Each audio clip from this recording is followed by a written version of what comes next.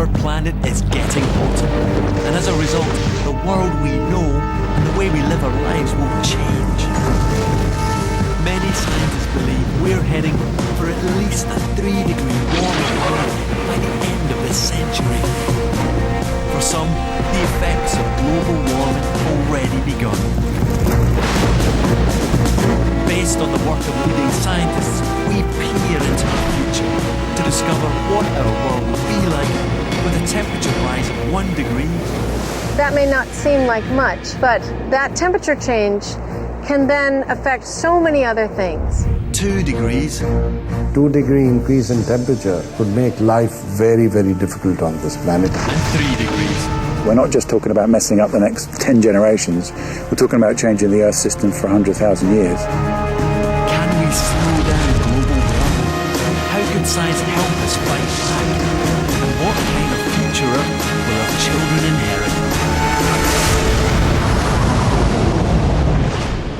I'm Iain Stewart. Through my work as a scientist and TV presenter, I've been lucky enough to see some of the most incredible places in the world. Places that, if global temperatures continue to rise, will change beyond recognition. Some may even disappear. I believe that human actions are driving global warming, and I'm not alone. I'll be talking to some leading climate scientists to get the latest facts, opinions and concerns about the future of our planet. And I'll be joined by Professor Sykes, who discovers it's not all doom and gloom. I'll be looking at the science and technology that could help us cope with living with the consequences of a warmer climate.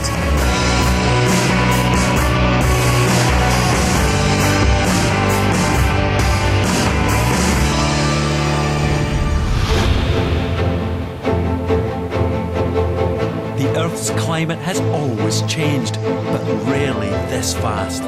In the last 250 years, the planet has warmed by nearly 1 degree Celsius. Most climate scientists agree the only reasonable explanation is the higher levels of greenhouse gases like carbon dioxide and methane in our atmosphere. When we burn fossil fuels, we produce gases that act like a blanket around the planet, trapping in heat.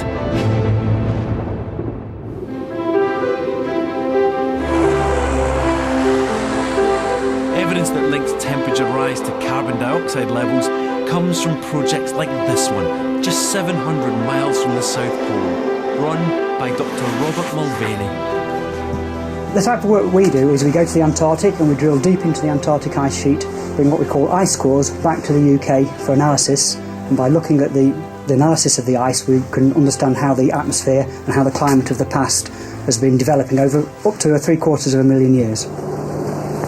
This ice core is 750,000 years long. It holds unique information about our past climate cycles. If we go back 750,000 years, that's our deepest ice core that we've worked with, we can see 8 climate cycles. So that's 8 times we've gone in and out of an ice age. So if we look at those 8 climate cycles, we can see what the temperature was doing. But critically also, we can get at the carbon dioxide, the methane, these 2 greenhouse gases. We can see what levels they were in the ice. And what we find is they're actually remarkably consistent with temperature. They track temperature extremely well. Back in his lab, Rob is able to examine a younger section of the ice core. It's got air from the 18th century, before the Industrial Revolution, trapped in its frozen bubbles. I've got a small section of ice here, but what I'm going to just do is just take my gloves off and warm it up. Once I've warmed it up, you ought to be able to see the air bubbles in the ice. So about 10% of the volume of the ice core is air. I can hear it crackling away as the little tiny air bubbles that are under pressure because they're from deep in the ice sheet are all bursting as the ice melts around them.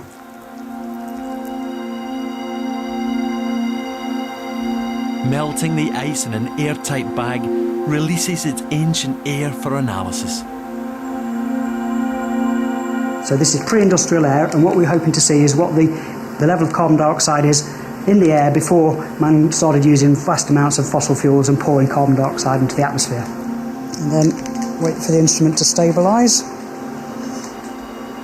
So I've got 288 parts per million.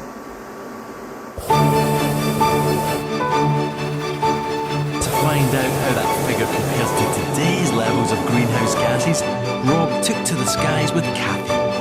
Wherever CO2 is released, it disperses evenly across the globe, so its concentration should be the same over the UK as over the Antarctic.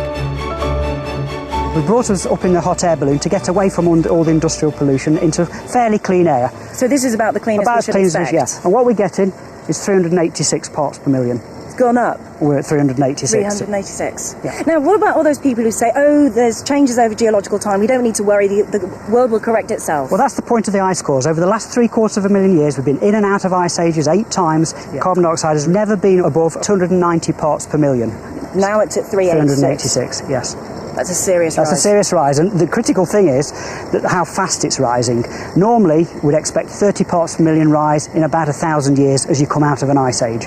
In the last 17 years, the atmosphere's risen 30 parts per million. Okay, so in just 17 years, we've seen changes we'd expect to have taken 1,000 years. If it was just a natural way, a natural climate. So as a climate scientist, you're completely convinced? I'm completely convinced that the carbon dioxide is coming from burning of fossil fuels, and I'm completely convinced this will lead to a change in the climate. It's time to worry. It's time to worry. Today's temperature is already 0.7 degrees warmer than the pre-industrial average, and we're fast heading to a 1 degree warmer world. 70% of the planet is covered in water, and as the oceans heat up, we're seeing small but significant changes. Studying them is Californian marine biologist Tierney Tees.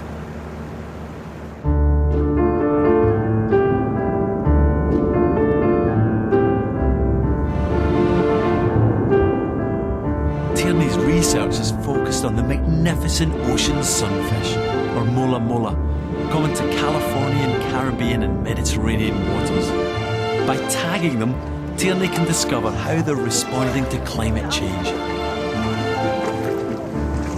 One of the things we're interested in looking at is to see if we're getting range extensions into more northern waters than what we've traditionally known. Nice.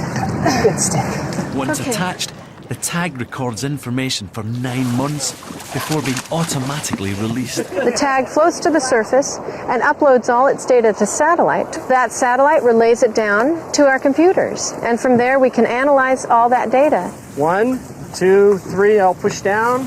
Climate change is much more than, oh, it's a little hot in the ocean. Because adding that amount of heat, 1 degree, you're changing all manner of things. You can change the oxygen levels, you can change the nutrient levels, you can change circulation patterns. Climate change is changing a whole bunch of things simultaneously. Research is in its early stages, but a clearer picture of the sunfish's new range is emerging. Off the Cornish coast and in areas around the UK, certainly there have been increased populations of sunfish. In Cornwall, local conservationist and tour guide Rory Goodall makes a living from showing tourists just how the local waters have changed. There have always been pleasure trips here in Cornwall, but over the last few years we've noticed more and more interest in wildlife. We've got lots of dolphins, whales and other sea creatures here, and more we're seeing tropical fish turning up, which is quite exciting, of course, for everybody. I mean, they don't need to go to the Caribbean now to see sunfish. They're virtually, guaranteed to see them every time they come out on a trip with us in summer. Well, what we tell our passengers is to look out for a fish that's waving at you.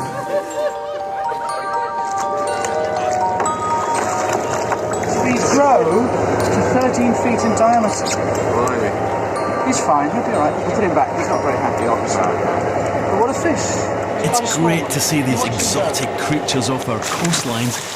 They do represent a worrying shift in the balance of nature. Evidence of this shift can be seen right across the globe.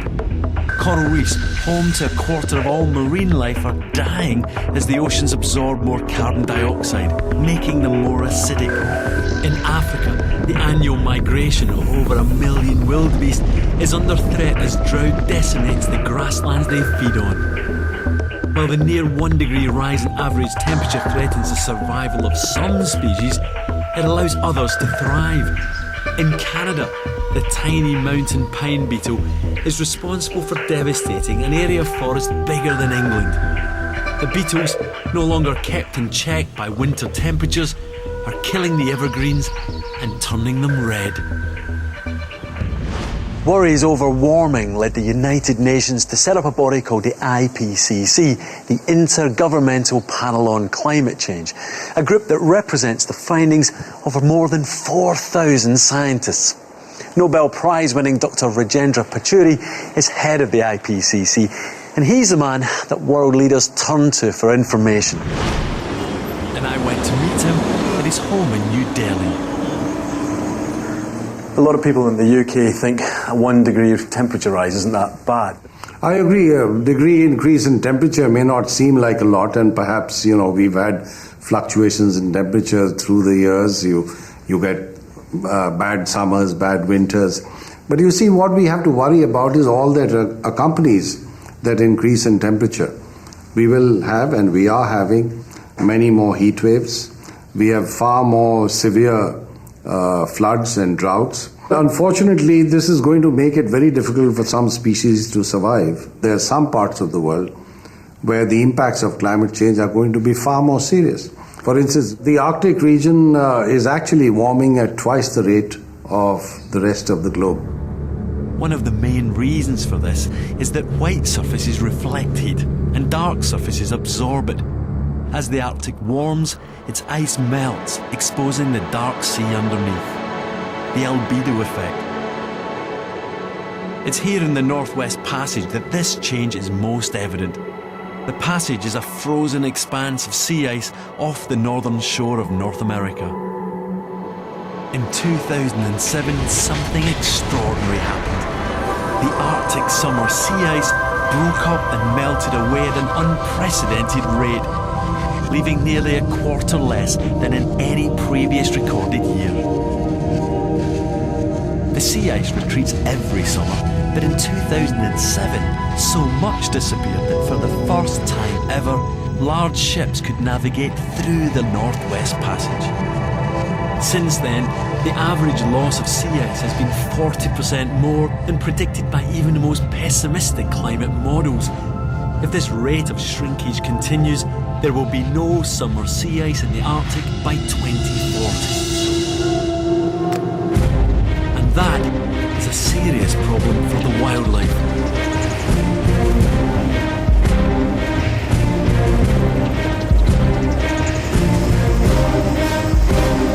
For 28 years, US Geological Survey biologist Steve Armstrong has been spending his winters in the Alaskan Arctic.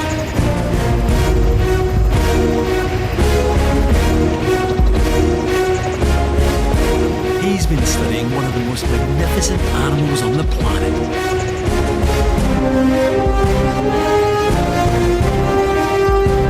The polar bear is the largest carnivore on land.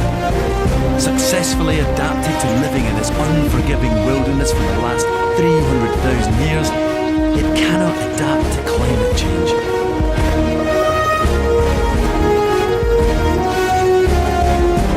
As one bear already has a number on its back, Steve knows it's been tagged and studied. So using a tranquilizer dart, he sedates the other, a female.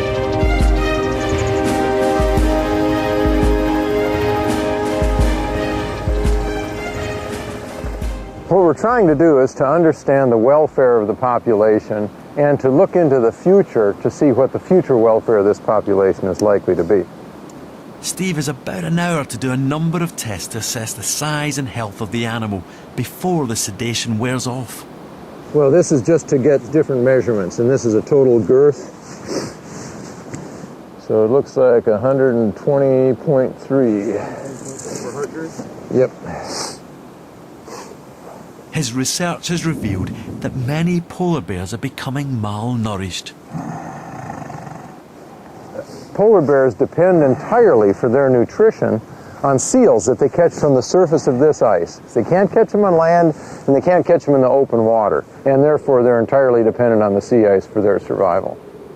And our big concern right now is the sea ice in this part of the world has been declining at a rapid rate. This bear is producing milk, but she has no cubs. So what's happened is she's lost her cubs a while ago, and now she's in heat again. And so that means that she came out of a den someplace along the coast this spring, lost her cubs. In recent years, Steve has seen a big fall in the number of cubs surviving their first year. His findings helped lead the US government to classify polar bears as a threatened species. 45. Our forecast suggests that polar bears could be gone from this region where we're standing right now within the next 50 years. I've been coming up here for 28 years, and I've always been able to count on finding polar bears. If I were to live to the day where I couldn't come up here and see polar bears, that would be pretty hard for me to take. In spite of the way she looks, it won't be long before the bear fully recovers. Do you think we're looking at an ice-free Arctic in summer in the next few decades? Entirely possible. In fact, we have pointed that out very clearly, because ice cover over the Arctic by even the 2050s would be reduced substantially. And therefore, if we don't do anything about the problem, certainly within this century we would have an Arctic region where perhaps you could play cricket. So what convinces you that global warming is very likely caused by human actions? Science has reached a level of sophistication and reliability which really leaves no room at all for doubting. Our use of fossil fuels ever since industrialization began has been a primary contributor to the increase in concentration of greenhouse gases in the Earth's atmosphere.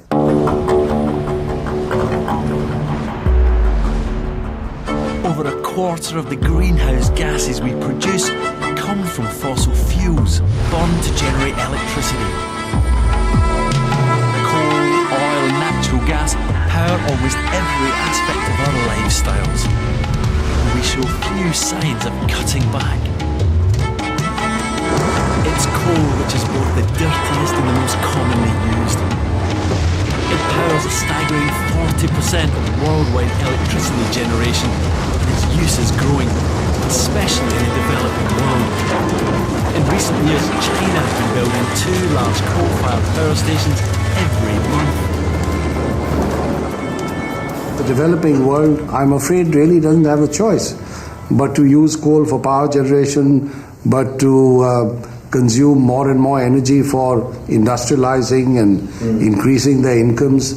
And what about the argument that I hear all the time, which is that in the West, we don't need to change our lifestyles because it's pointless, because the emerging industrial nations of India and China are going to, outcompete in terms of carbon dioxide emissions? Well, I would say that's an extremely irresponsible stand because, firstly, the developed world has used very energy-intensive forms of production ever since industrialization began.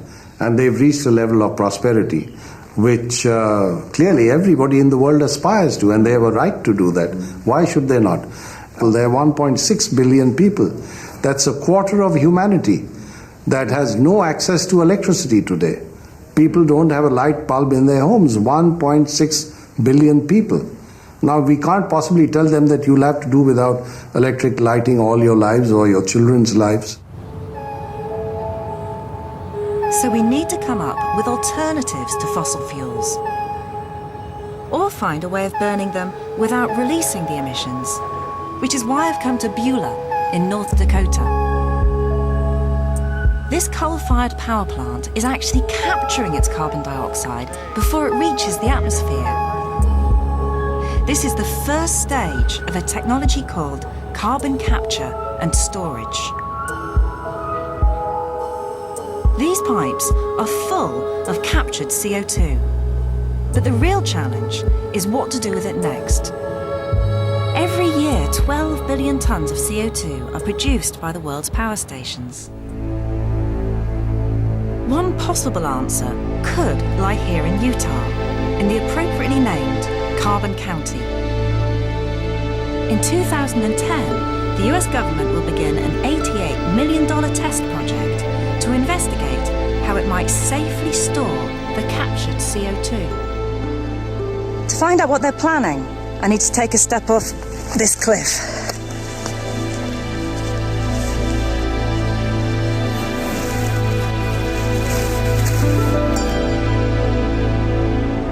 These massive, awe-inspiring formations are sandstone carved by wind and water. And it's this rock that might provide us with a storage solution. Because sandstone is so porous, you could inject carbon dioxide into it, filling up the spaces.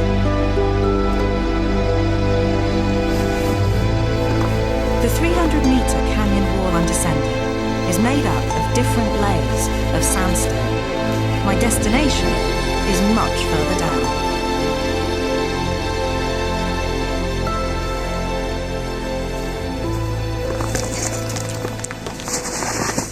This rock is called the Wingate layer, and it's into this kind of sandstone that they're planning to inject the carbon dioxide.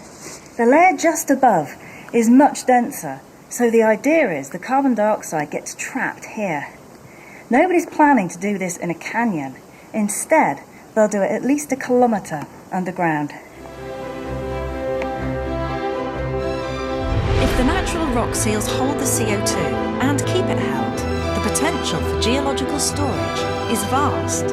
Sandstone could store 50 years of Utah's emissions, a state of 2.5 million people. There are different kinds of geological storage sites that could also work, but the CO2 still has to get there.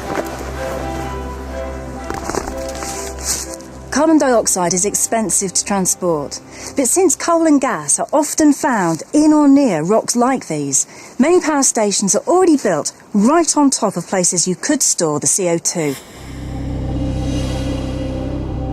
In 2010, 1 million tonnes of CO2, the equivalent annual emissions of a small power station, will be injected into Utah sandstone.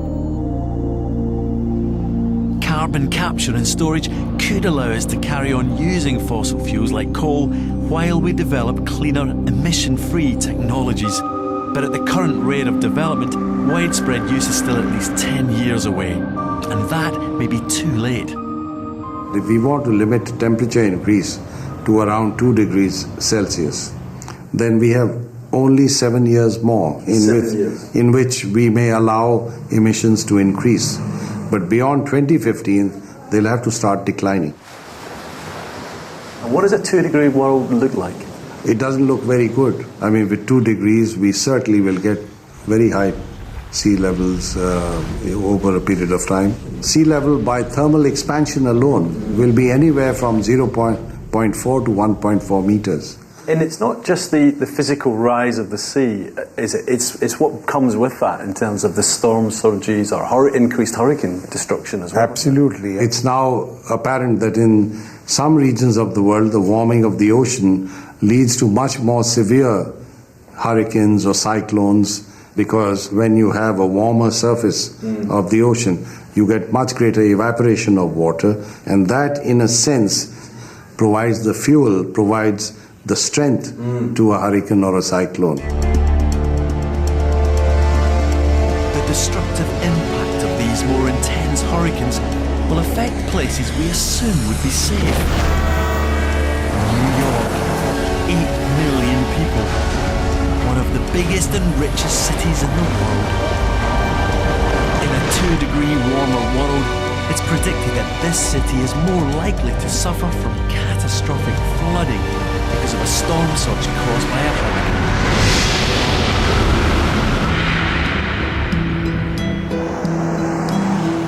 Vital evidence for this is found outside New York City. Jeff Donnelly is a paleotempestologist, a scientist who studies ancient storms. Like climate scientists in Antarctica, he does this by digging down into the Earth's history and taking core samples. They reveal that New York has been hit by storm surges before. A storm surge is like a tsunami, whipped up by high winds and extremely low pressure in the eye of the hurricane. It's usually the most destructive element of a hurricane strike.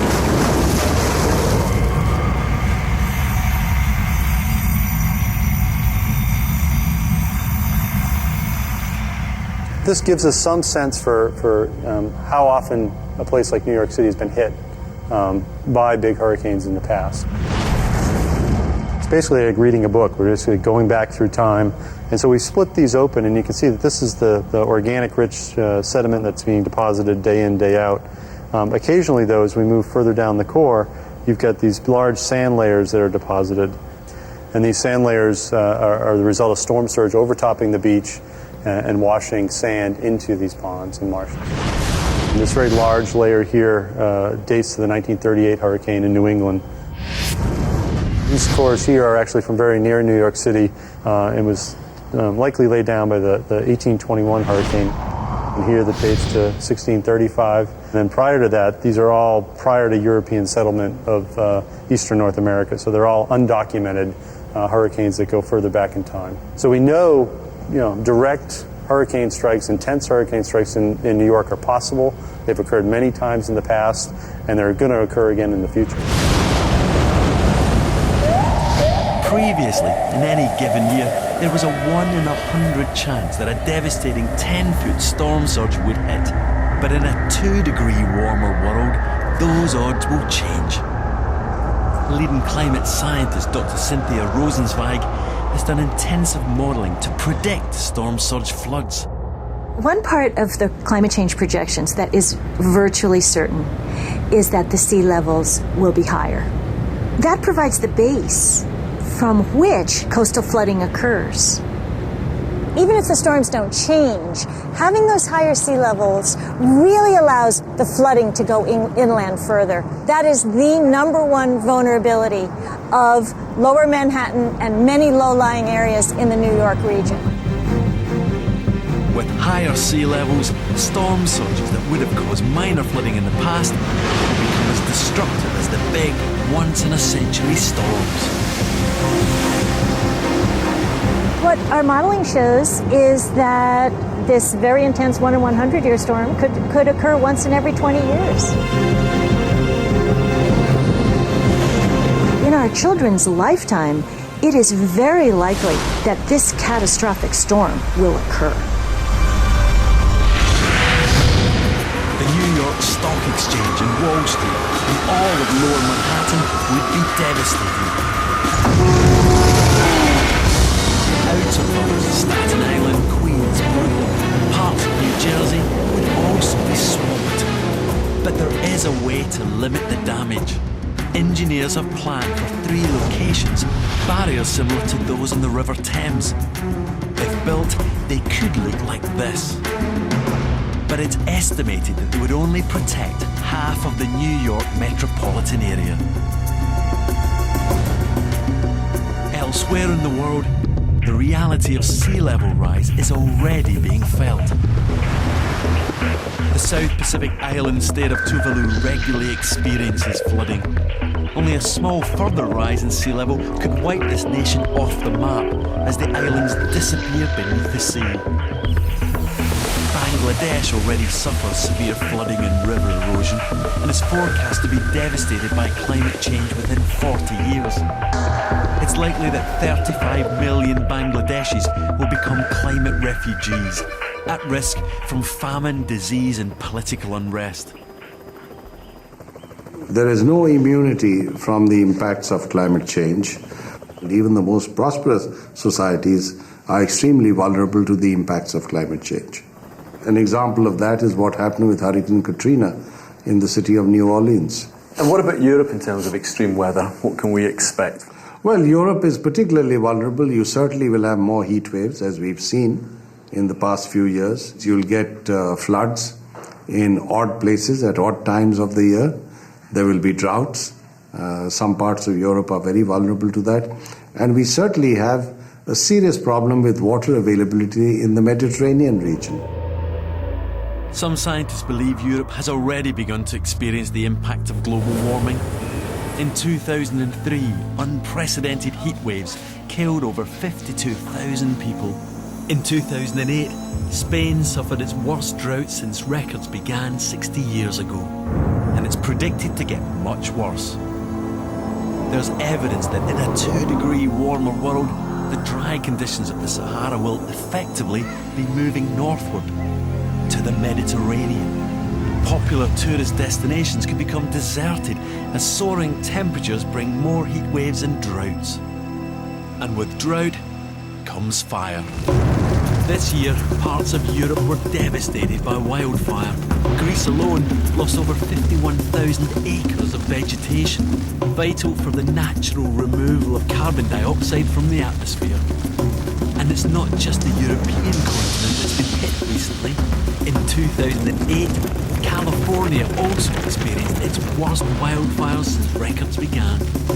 This is our nightmare. I'm just scared. My kids and my grandkids, I'm just scared. It's just unbelievable when you see all those flames coming right at you. There were over 9,800 of them, burning over 1.3 million acres and destroying nearly 1,500 homes.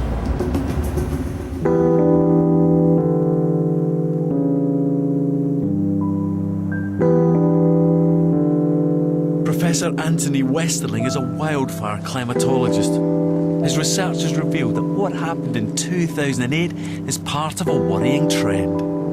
In the western United States, in the last 3 or 4 decades, we've seen an increase in spring and summer temperatures, in particular a little bit less than 1 degree Celsius. And these have very strongly driven increases in wildfire. There has been a tremendous and dramatic increase in the length of the fire season, well over 2 months in duration. Half of that increase has occurred at the beginning of the fire season and half at the end. So fires are burning much later into the fall and they're starting much earlier in the spring. And that is very easy to link to climate change. In a 2-degree warmer world, fires, the spread of deserts, heat waves or droughts will become more commonplace. And for some people, the extreme effects of temperature increase will become a matter of life or death.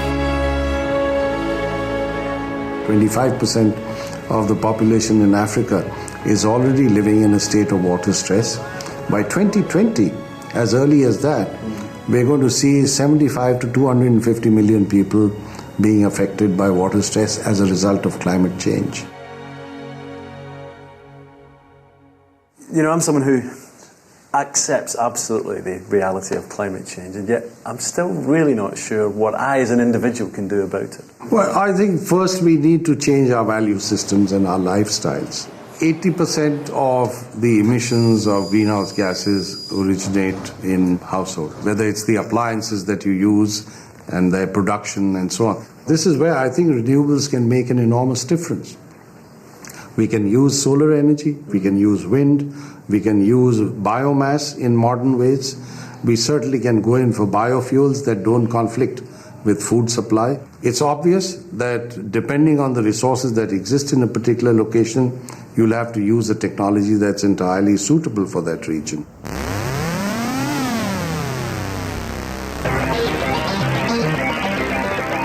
Some countries are already leading the way to break dependency on fossil fuels.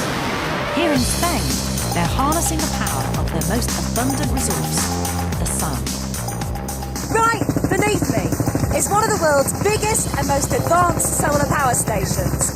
It's called Andasol, and it's about 2 kilometres square. And you can see gleaming mirrors stretching line after line after line. Although it's still under construction, a third of this power station is already working. It delivers power to around 50,000 homes, enough for a town.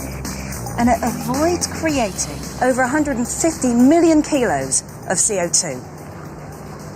Dr. Luis Crespo, you've been pioneering solar power here in Spain for over 30 years, and this is the result. You must be very proud. Yes, we are very proud of looking around and seeing this plant being built in Spain. Spain is probably right now the leader in developing this type of technology all around the world, and this is the first power plant of this type being built in Europe. The principle is simple. These mirrors reflect sunlight onto tubes containing a synthetic oil, which heats up and is used to create steam, which generates electricity. But the clever bit is that this solar energy can be stored for use when the sun isn't shining. The hot oil also heats up molten salt, kept in these vats, which act like giant storage heaters. So at the end of a really hot day, this will be full of hot molten salt, ready and charged to be used for electricity. Right. If we decide to produce electricity after the sunset, we will simply give this thermal energy to the steam generator and we'll produce steam, and the steam will move the turbine, and turbine will move the alternator, and finally we'll get electricity at the end of the day. So we can have electricity during the day when it's sunny and during the night when there's no sunshine. That's right. Imagine if solar power could be scaled up. Huge areas of uninhabitable land could be filled with panels just like these. Research has shown that using less than 0.3% of desert area in the Middle East and North Africa could provide enough power not only for them, but for the whole of Europe. The thing that I think is really exciting about this technology is that in the sunny countries, you harness the solar energy. In the windy places, you harness wind energy, so that all those countries coming together get sustainable power that can be relied on. Not surprisingly, here in the UK, we'll harness wind energy.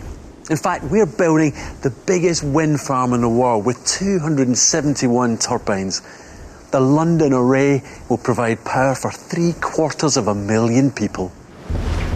In Portugal, the world's first ocean wave farm has been launched. The Pelamis, designed in the UK, uses the snake-like movements of its jointed sections to create electricity. Though not a true renewable, and despite its controversial reputation, nuclear power is undergoing a resurgence. It provides France with over 75% of its electricity, and here in the UK, the government is planning a new generation of plants. One country that already gets 99.9% of its power from renewable sources is Iceland.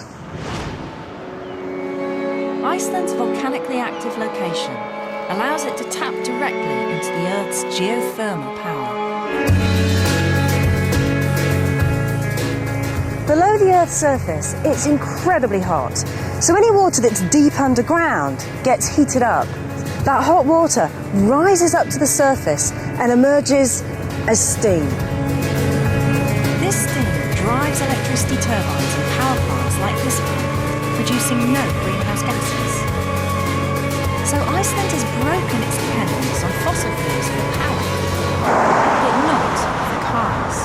Globally, cars account for around 1/10 of CO2 emissions, and Iceland has more cars per person than almost any other country. Now, it's trialling a new technology that may make gas guzzlers here a thing of the past. I'm driving that technology. This may look like a normal car, but in its engine, it's got something special. It runs on hydrogen.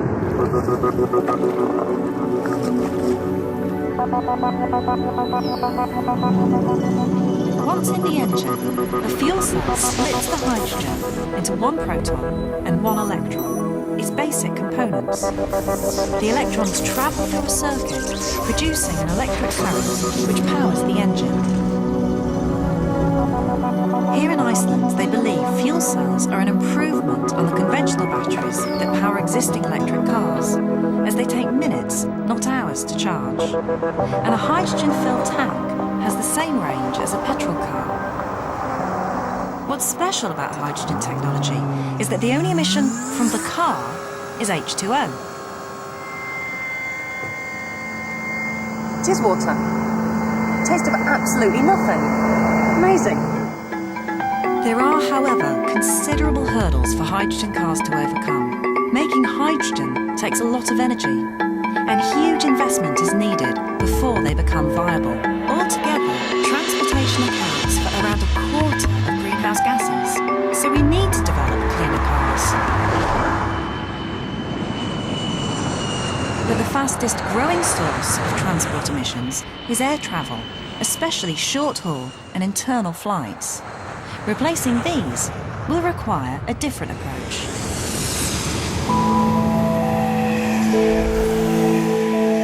In Shanghai, China, they could have already found one.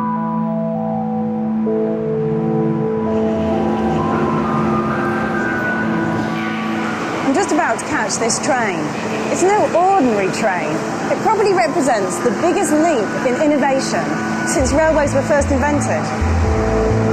This is the first high-speed commercial maglev in the world, Maglev just means magnetic levitation, so it literally floats on air. From Shanghai Airport to the city, it's about 30 kilometres. In this train, it's going to take less than 8 minutes. If I were in a car, it would be over an hour. It speeds along at 431 kilometres an hour. And it's all done by magnets. Magnets can attract or repel, and this glass is floating because this magnet here is repelling this magnet here. And this train works on the same principle. Underneath the train, there are magnets that are held apart from the rail because that's got magnets in as well. And so the train levitates. Once off the ground, the train is accelerated or slowed down by another magnetic field. And because the train isn't actually in contact with the rails, there's no friction, which allows it to travel very fast. And also, there's no engine. So that means the train isn't emitting any greenhouse gases. Unfortunately, the electromagnetic guide rails still need power.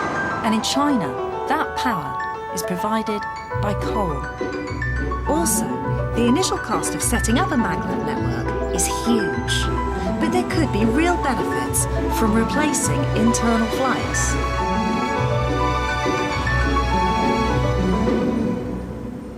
Imagine if we could build our cities from scratch, bringing together all the technologies available.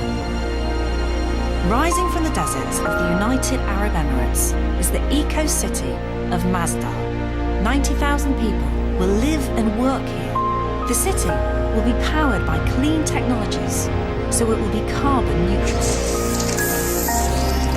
There will be no cars in Masdar. Instead, its residents will be zipping around in driverless pods and zero-carbon trains. Masdar should be completed by 2016 and offers an inspiring vision of the future. Unfortunately, there's a source of greenhouse gas that these technologies cannot help us with. It's estimated that a staggering 18% of greenhouse gases comes from the global livestock industry. That's more than all the world's transport systems. Huge amounts of energy are needed to make the animal feed and to transport and refrigerate the meat and dairy. And as demand grows, more and more land is being cleared for grazing. In fact, a third of the Earth's surface is devoted to livestock. It's claimed that the biggest single contribution that we can make to reduce global warming is to go vegetarian. But that is a big ask. If you can't bear the idea of life without steak or burgers, there is some hope. It's just that the meat wouldn't come from cows in the way that we're used to. At the University of Western Australia, a strange creation has been slowly growing in a lab.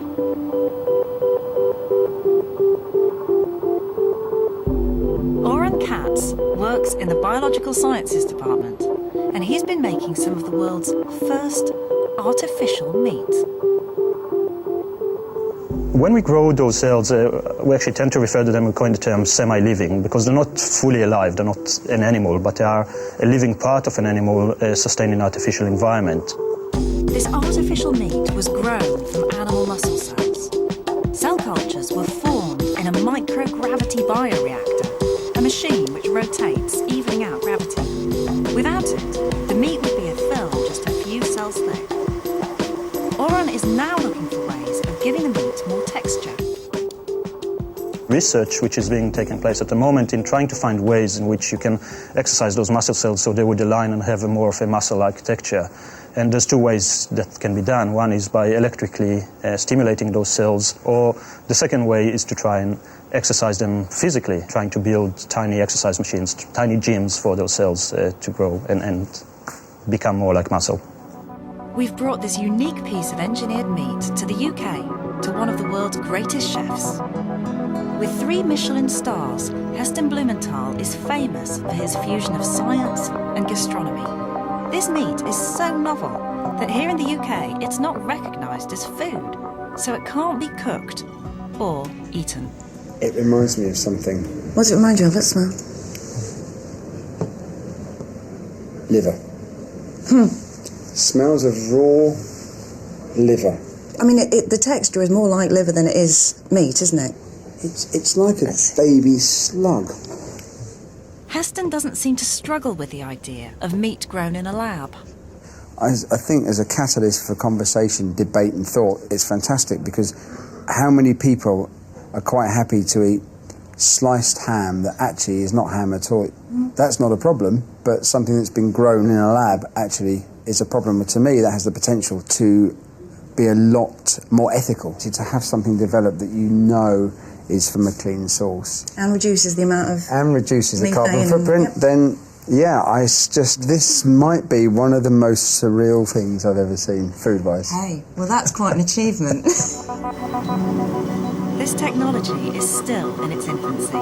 Currently, scientists can only make tiny jelly-like blobs of meat, not steak or chicken breasts, and the cost is prohibitively expensive. Artificial meat is decades away, but there's another technology that also mimics nature and could be ready sooner. Artificial trees. Trees absorb carbon dioxide, but they release it during the night and when they decompose. So Professor Klaus Lackner and engineer Alan Wright have been designing a tree which could be more efficient than the real thing. It was here, at Biosphere 2 in Arizona, that the idea was first conceived. Biosphere 2 was the largest completely airtight artificial ecosystem ever built, the perfect place to study how changes in carbon dioxide would affect the planet.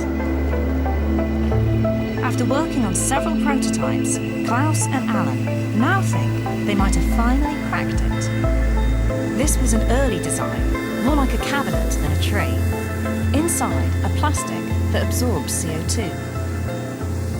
These plastics are ion exchange resins, which are commonly used in water preparation. If you desalinate water or make deionized water, this is the kind of stuff you would use. You can buy it commercially in large quantities.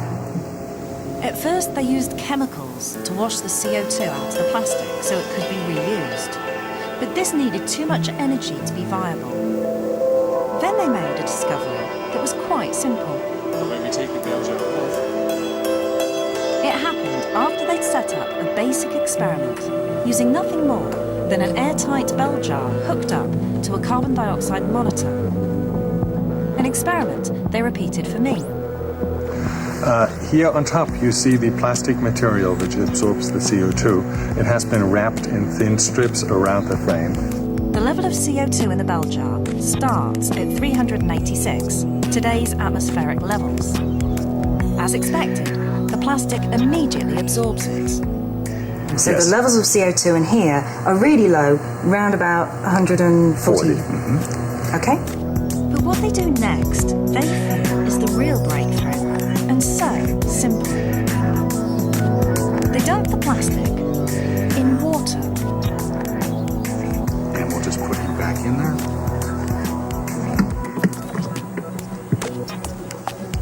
So we close it again. Now the air inside cannot escape.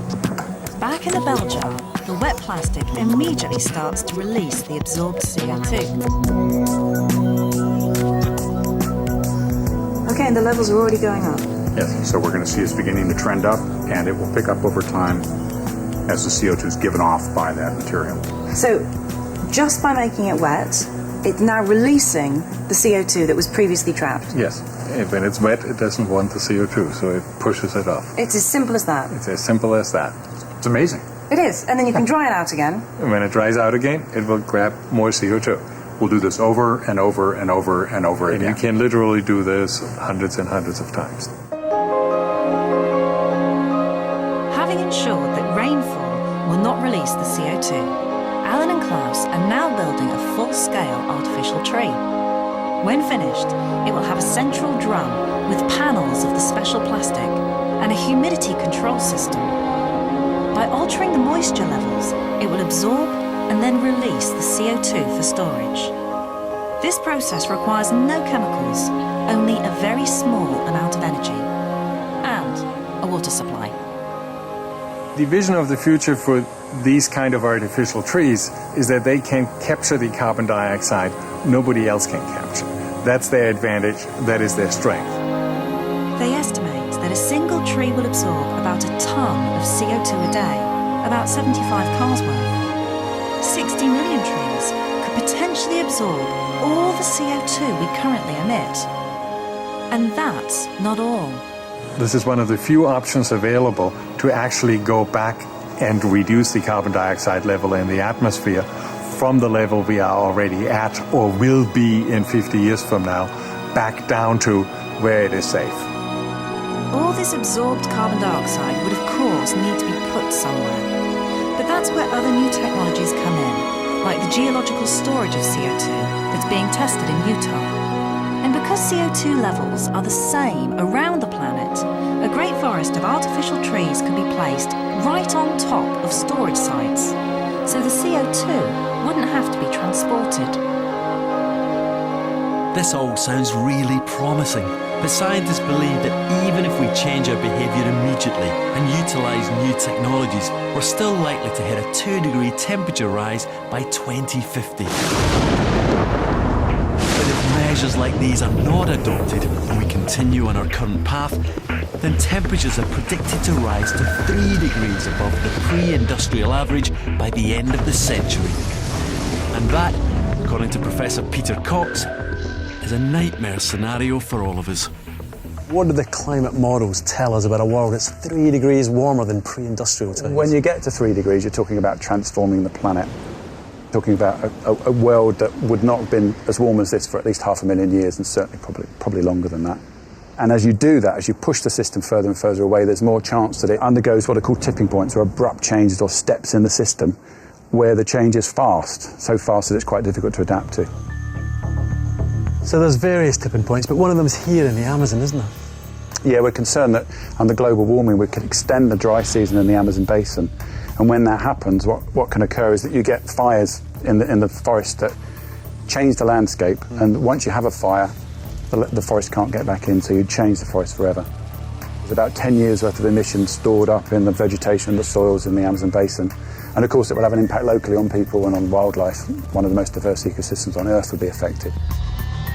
The tropics and the Amazon basin in particular is kind of an engine for the climate system. So if you change something like this, you potentially change weather patterns across the globe, and particularly in mid-latitude regions like Europe and North America. So what kind of things might we expect, say, in the UK as a result of burning the Amazon? Well, we might expect, for example, to have an impact on storms because they're born in the tropical oceans. So they might have an impact on storm intensity like hurricanes, but also impacts on general weather patterns because it will change the way energy is distributed around the globe by weather patterns. It's amazing, isn't it, when you think that something on the other side of the world affects us on our doorstep? Absolutely. Everything's connected together through the way the system operates.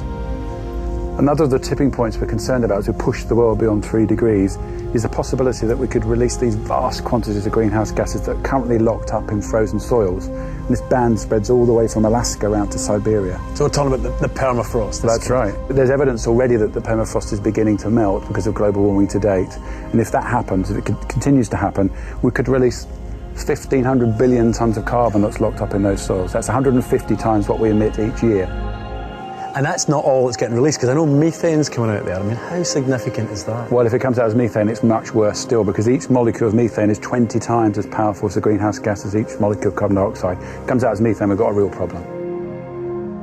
Many people see the store of carbon in the higher latitudes as the kind of time bomb for that reason. And it's not just the permafrost that's the problem, is it? Because what would 3 degrees of warming do for, say, the ice sheets like Greenland? Well, we're especially concerned about Greenland. Many scientists actually believe that 3 degrees is beyond the tipping point for Greenland. When you get to that level, you start to melt the ice sheet. It's like a slippery slope because you then lubricate the underside of the ice sheet and you lose ice into the sea. Because it was on the land originally, it raises sea levels. If you melted it all, you'd have a 7-metre sea level rise globally. You know, that's 23 feet. That changes the geography of a lot of the world's coast. And it may take, and we're not sure whether it's going to take thousands of years or hundreds of years. There's evidence that it's happening quicker than we originally thought. Even if it takes a long time, it changes the world. Florida, for example, where the map is completely changed by that sort of rise. Even in Europe, where we've got low-level lands that will be flooded unless we had sea defences that were extraordinary. And of course Bangladesh, where millions of people are susceptible to that sort of sea level rise. And that ice melting's kind of unstoppable, isn't it? Certainly there's a vicious circle, so when you melt the ice, which is bright, or the snow, then you generally expose something darker underneath. More sunlight is absorbed, which means the planet warms up more, which means you get more melting. So there's a vicious circle that tends to amplify the process once it's got started. It seems like this melting in places like Greenland is almost a double whammy. It gives you the sea level rise, which, and if that's not bad enough, it accentuates the warming. That's right. So if we reach a 3 degree plus warmer world, we may have to respond with science on a planetary scale by the massive manipulation of the Earth's environment, geoengineering. If we lose the polar ice caps in Greenland, we'll need to recreate their cooling effect. In hot parts of the world, people have long understood the albedo effect and painted their houses white to reflect sunlight. So if we adopted the same idea for cities throughout the world, is this what they would look like? Some scientists have even suggested that plants could be engineered to reflect sunlight. It all seems pretty extreme, although one study estimated that if we whitened our towns and crops, it could counteract about a third of the warming we're currently causing. And there are other drastic geoengineering solutions now being contemplated. One involves a kind of war on the atmosphere.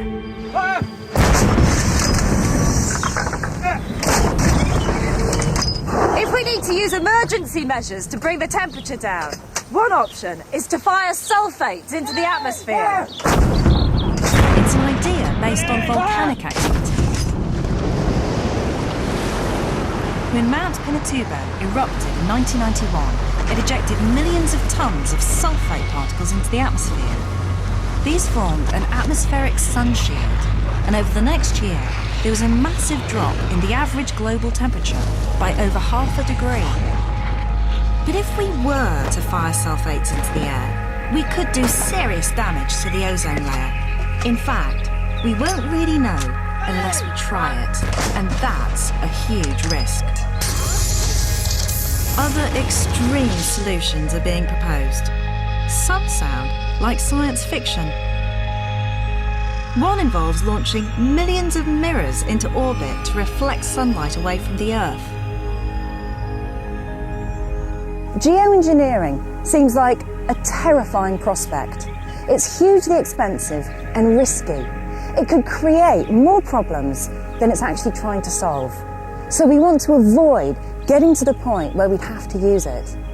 But that means we all have to take responsibility. Every one of us needs to use less energy. Our politicians need to get braver. And there's all this science and technology being developed around the planet to try help. We have to start using it wisely, and we have to start using it now. We've only got a window of a few years to avoid truly dangerous climate change. The longer we take before changing direction, the harder it will get and the more severe the consequences. Previous generations fought world wars for independence and freedom. It looks like our generation's great battle will be with global warming.